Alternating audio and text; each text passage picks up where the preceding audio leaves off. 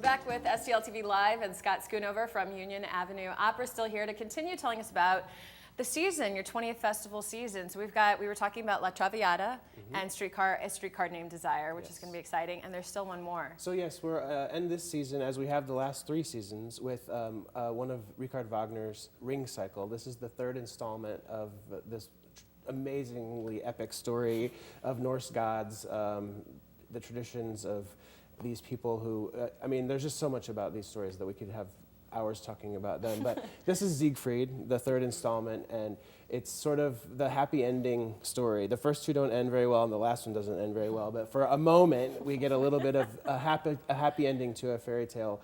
In the last opera, we've seen Brunhilde put into a ring of fire, and Siegfried comes and rescues her, and all is well for a few moments, until next year. But I would like to say about that, too, that it's a pretty amazing thing that, I mean, not to pat ourselves on the back, but for us, what we've done, this is such an epic piece, a big, huge piece that's done normally with gargantuan scenery and so many special effects, but obviously we can't afford to do that, and we don't have the space to do that. So what we have done is created a computer-aided visual screens. We have 3 screens and 3 projectors. It's all done with projections, the whole thing, and it's an amazing thing that happens through the whole course of the opera, the 3 hours.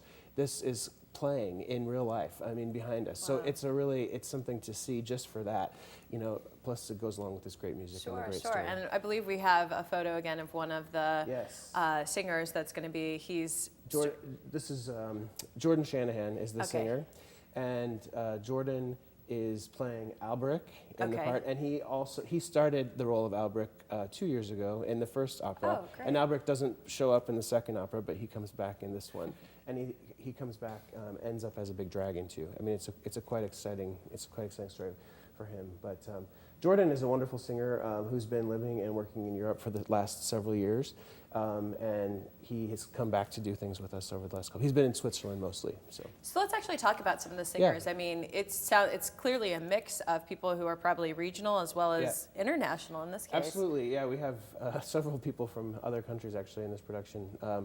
In these productions this summer, but we do auditions in New York City and Los Angeles and in Chicago and here in St. Louis, and we hire about, I would say, half and half from those auditions. We try to get a lot of local people involved, obviously, because we are a St. Louis company, and then we bring people in as we can. We always say we hire the best person that walks through the door, wherever they're from. We don't care. Right. You know, it's really not about that. Of course, there's considerations to take into account about how people look together and all those sorts of things, but it's really fun to, this year we heard about 500 singers, and so, you know, we get a lot of people really interested in coming, being in St. Louis for a month out of their summer. It's not a time that a lot of other things are going on, so we can get some good opera singers. Yeah, it's a great, summer here is a great time for opera for sure. I do want to mention, because this is your 20th festival season, you've got something big happening later on in the year after the festival season's over. Right. November 8th coming up, we're doing a 20th year celebration is what we're calling it, and our orchestra has donated their services for this gala type event, so it's going to be a concert, and we're bringing in one of our former singers named Lise Lindström, who has made it huge all over the world, singing the role of Turandot. She's like the world's reigning Turandot at this moment.